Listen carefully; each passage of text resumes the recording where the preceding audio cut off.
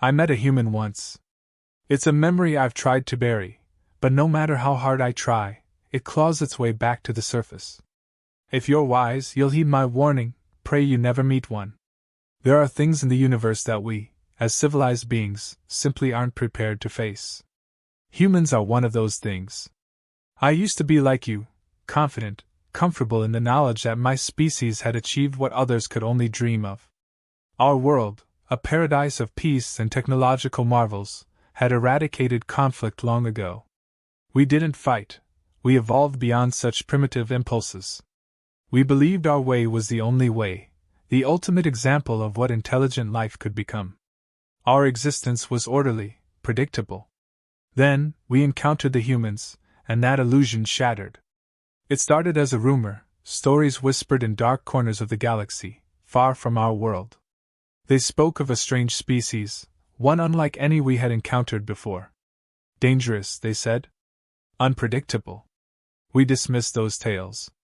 Surely, it was nothing more than exaggeration, the kind of folklore that often spreads when lesser civilizations come into contact with something unfamiliar. We were advanced, logical beings. Why should we fear such crude creatures? That was before I met one.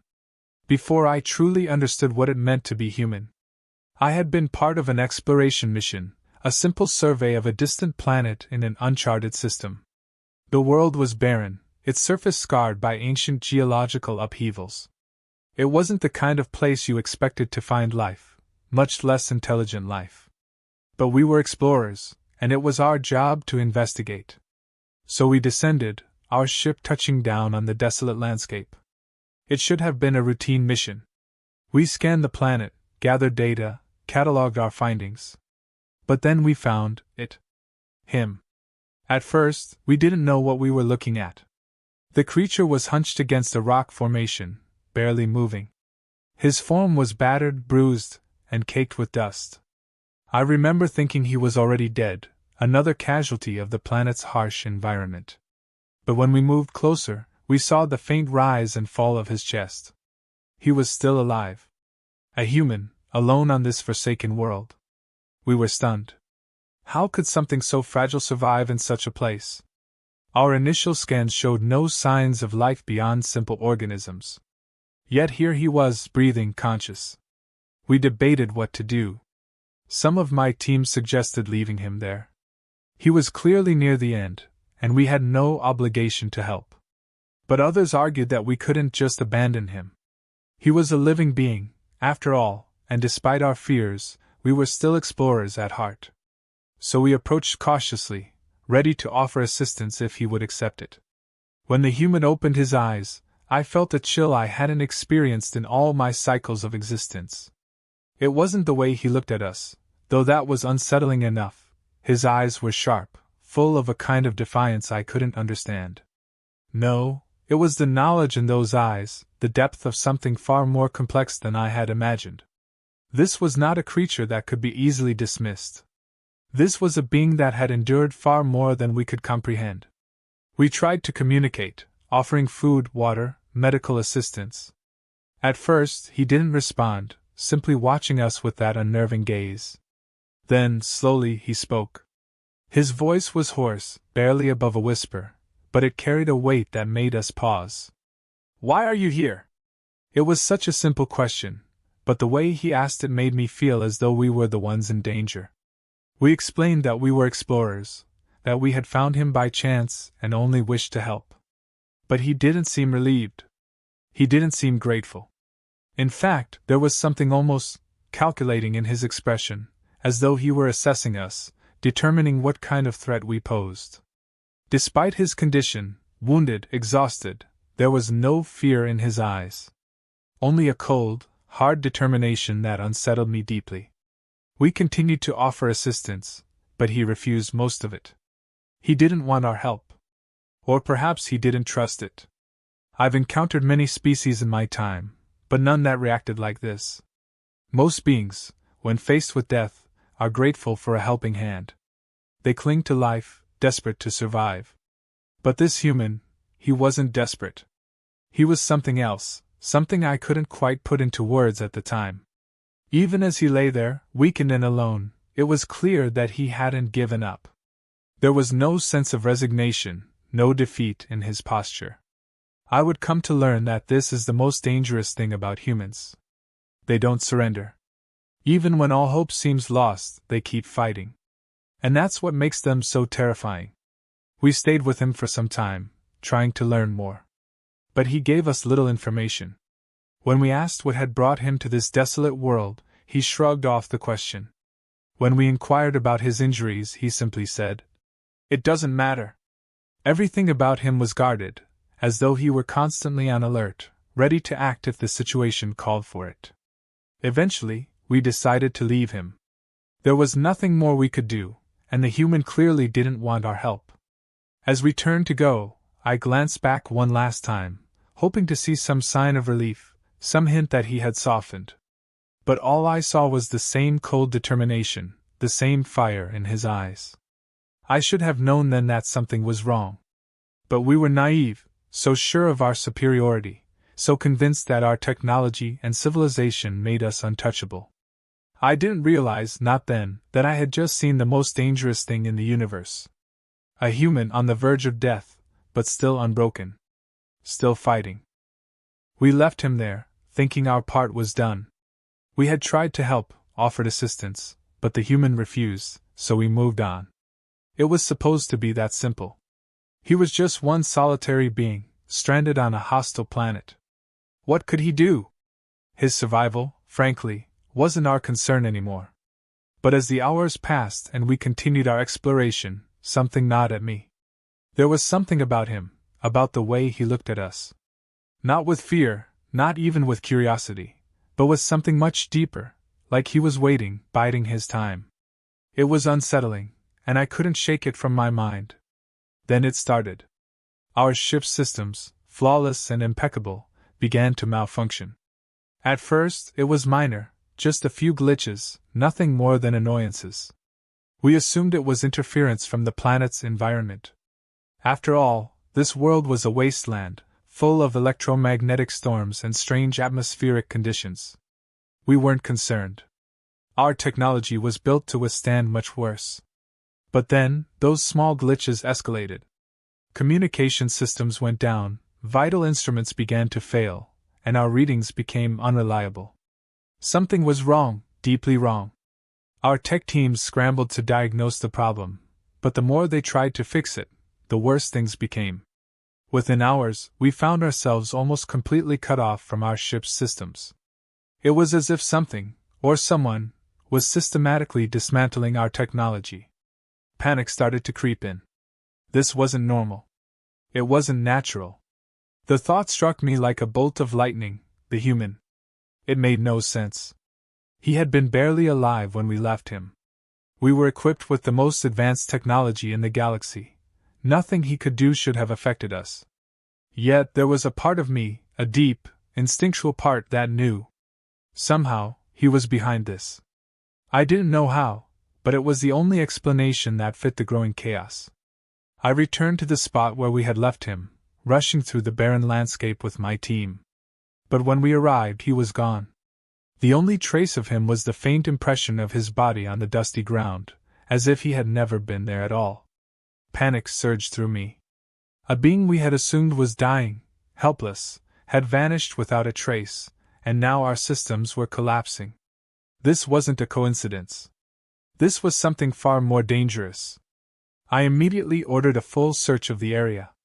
We spread out, scanning the landscape for any sign of him. My team was uneasy, confused. How could one human, a creature so far beneath us in terms of technology, be causing such disruption? It defied logic, but the longer we searched, the more I realized that logic didn't apply here. Hours passed with no sign of him. I could feel the tension rising among my team.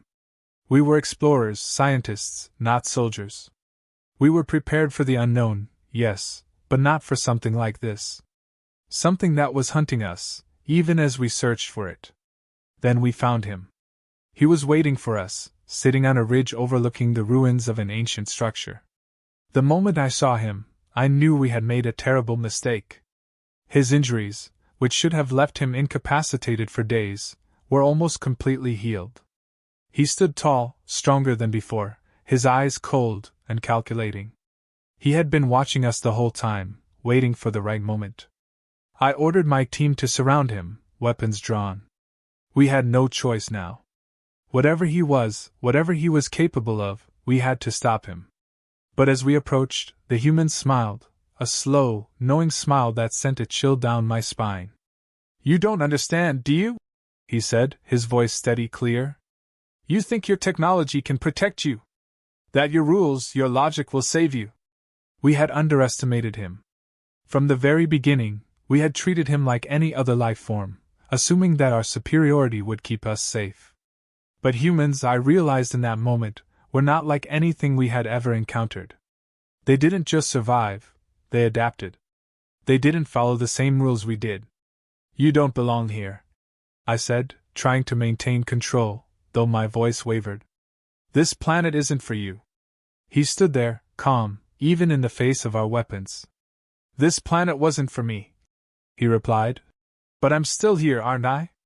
The realization hit me like a physical blow.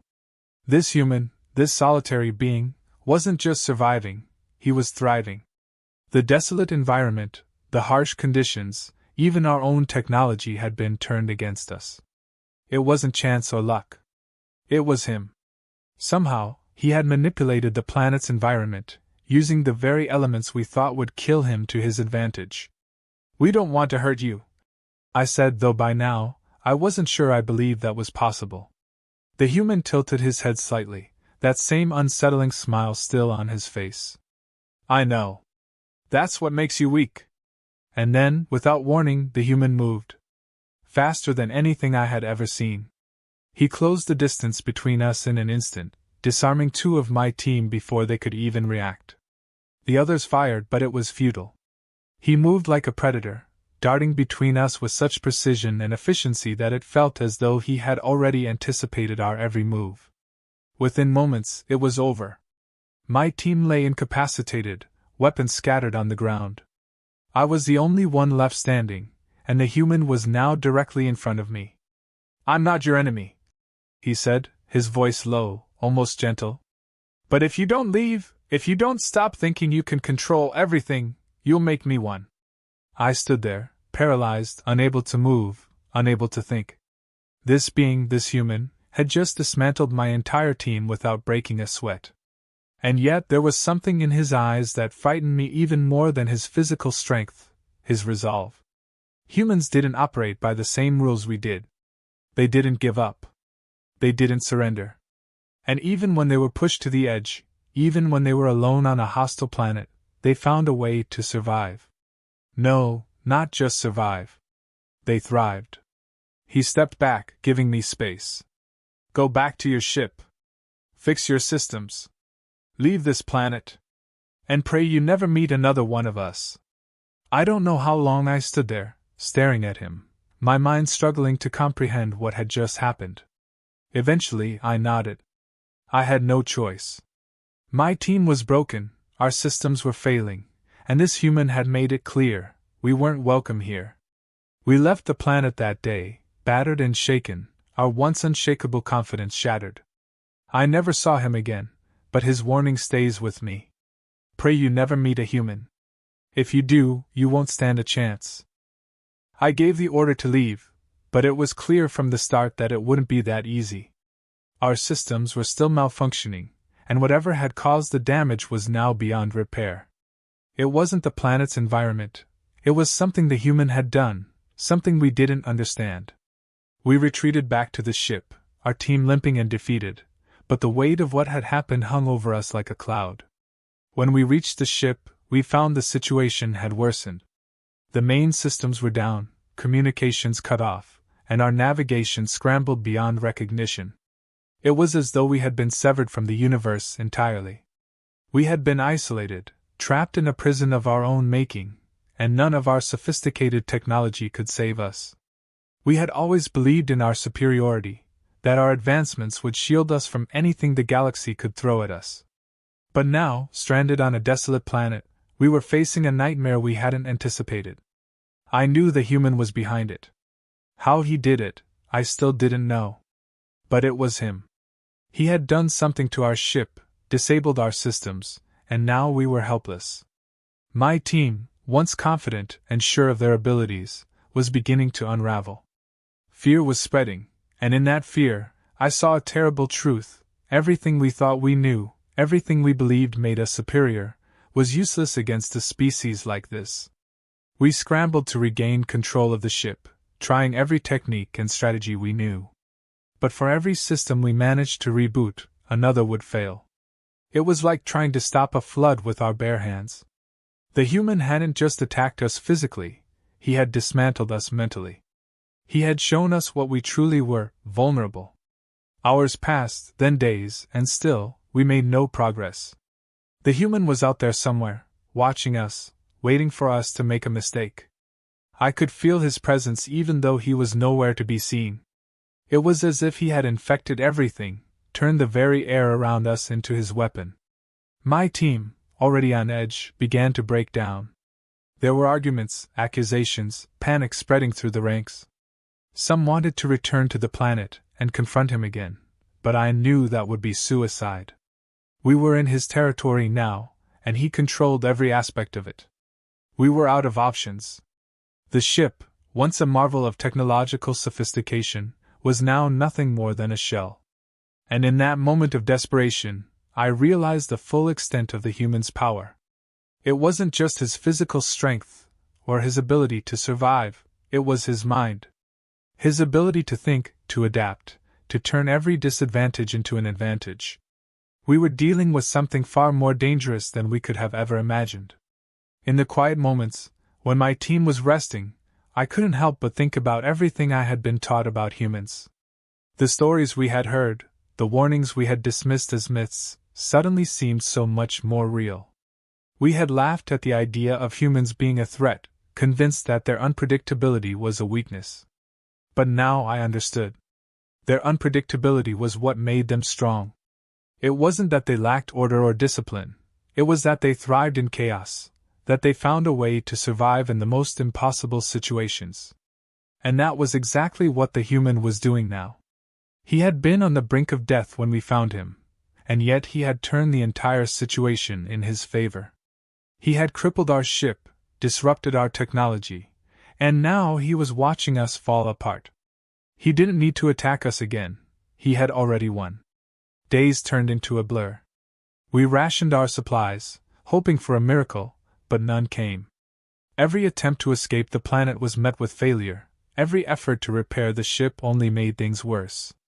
It was as though the human had cursed us, left us to rot in the very place we thought we would conquer. And then, in the midst of our despair, the human returned. He appeared at the edge of our camp one evening, his figure barely visible in the fading light. I watched as he approached, calm and composed, as though none of this had affected him. He stood there, waiting, and I knew then that we had no choice but to face him. "Why are you doing this?" I asked, my voice barely steady. "What do you want?" The human regarded me with that same unsettling calm, his eyes betraying no emotion. "You still don't get it, do you?" he said softly. "This isn't about what I want. It's about what you don't understand." I felt a chill run down my spine. He wasn't speaking out of anger or malice. There was something deeper in his words, something I couldn't grasp.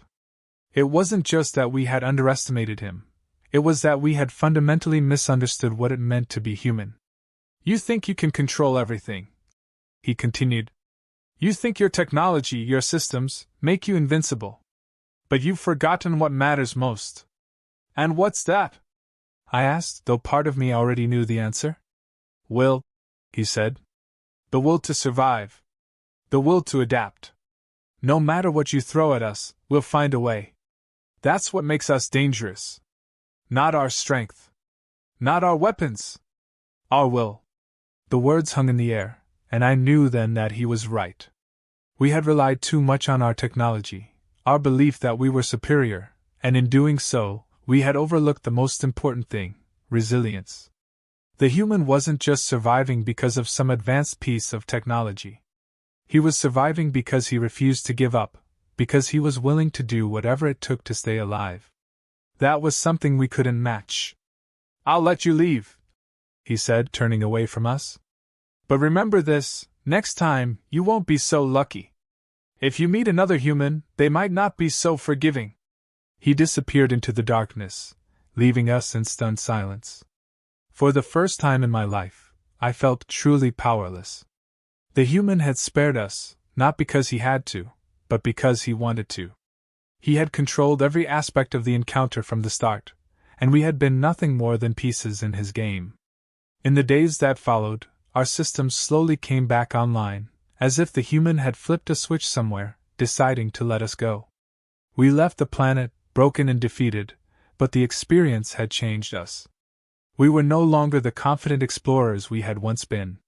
We had seen the true face of humanity, and it had left its mark. I never saw that human again, but his warning stayed with me.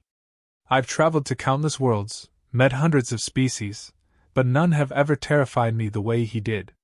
It wasn't his strength, his intelligence, or even his cunning, it was his will. That unshakable, unbreakable will that no amount of technology could defeat. Pray you never meet a human.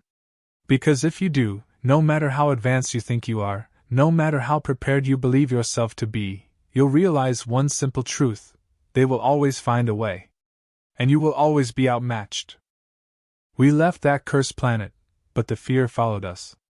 As our ship limped back into space, fully operational once more but stripped of our pride, I couldn't shake the feeling that we had survived only because the human had allowed it. Every piece of technology we relied on had been turned against us, every safeguard shattered, and yet, he had simply walked away when he could have destroyed us completely. That's what haunted me most, the realization that our fate had been in his hands all along. The journey back to our homeworld was quiet. My team was a shadow of what they had been, their confidence crushed by the encounter. They had seen something they couldn't unsee, something that didn't fit into the neat, logical framework of our understanding. Humans, we realized, weren't just another species to be studied or catalogued. They were something far more dangerous, an anomaly in the universe that defied our rules. As we approached home, I spent those final days in reflection. Everything I had been taught about survival, about intelligence, had been upended by that human. Our species had long believed that technology was the pinnacle of advancement, that those who mastered it would inevitably rise to the top.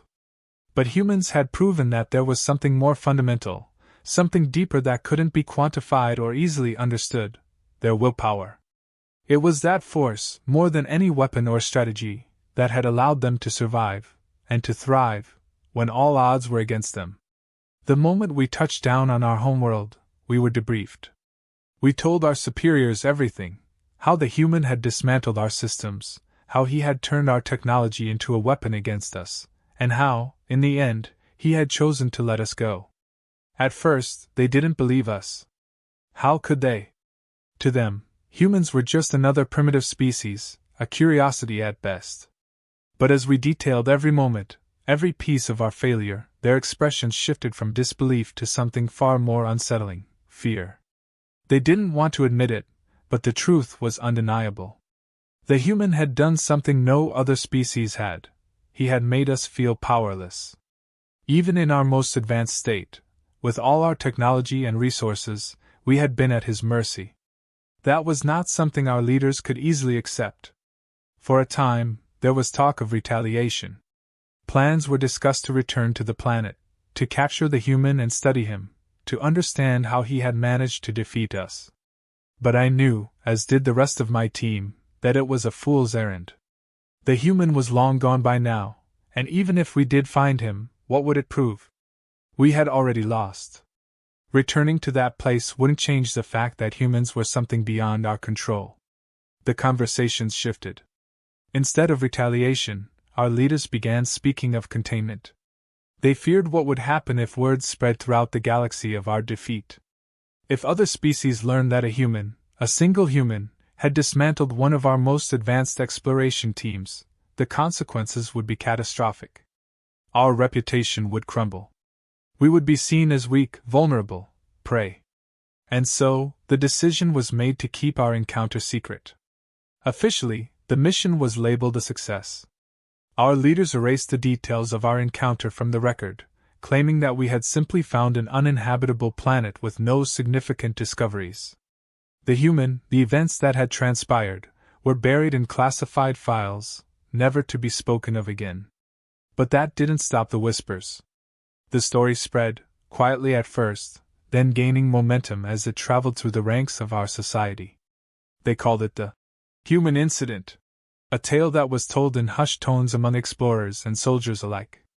Some dismissed it as a myth, a story exaggerated by fear. But those who knew, those who had seen the reports, understood the truth. I, of course, tried to move on, but I couldn't. Everywhere I went, I saw traces of that human. Every malfunction in our technology, every unexplained event made me wonder if he was still out there, watching, waiting for us to make another mistake. The nightmares were the worst. I would wake in a cold sweat, seeing his eyes in the darkness, that calm, calculating gaze that had stripped away everything I thought I knew about power. My superiors kept a close eye on me after the incident, concerned that I might reveal the truth to others. But I didn't need to. The truth was already out there, whispered in every corner of our society. People were afraid of humans now. We had never feared them before, but now the galaxy knew that humans weren't just survivors, they were predators. Quiet, patient, and far more dangerous than we had ever imagined. Years passed, and I tried to bury the memory of that encounter. I returned to my work, but something had changed in me. I no longer looked at exploration the same way. Every new species we encountered, every new world we visited, I found myself wondering, were there more of them out there? More humans, hiding in the corners of the galaxy, waiting for their moment to strike? The galaxy is vast, and for a time, I thought we might never encounter them again. But deep down, I knew it was only a matter of time. Humans don't disappear. They adapt. They survive. And they remember. That's why, when I heard the first reports, rumors of a human ship sighted on the edge of the galaxy, I wasn't surprised. The details were vague, but the fear was real. The sighting was followed by stories of ships going dark, entire fleets disappearing without a trace. The whispers had returned, louder this time. Everyone knew what it meant, but no one dared to say it out loud. They were back. I don't know what will happen next. I don't know if we'll be able to stop them, or if they've come to finish what that lone human started all those years ago. But I do know this, the galaxy is not prepared for what's coming. We are not prepared for them. You may think I'm exaggerating, that I'm telling you this to frighten you. But I'm not. I'm telling you this because I've seen what they can do. I've seen what they are capable of. So pray. Pray that you never meet a human. Because if you do, you will realize the truth, they are not like us. They don't follow our rules. They don't play our games. They survive, no matter what, and they do whatever it takes. And once they set their sights on you, there is no escape. You can only hope they show you the same mercy they showed us. But I wouldn't count on it.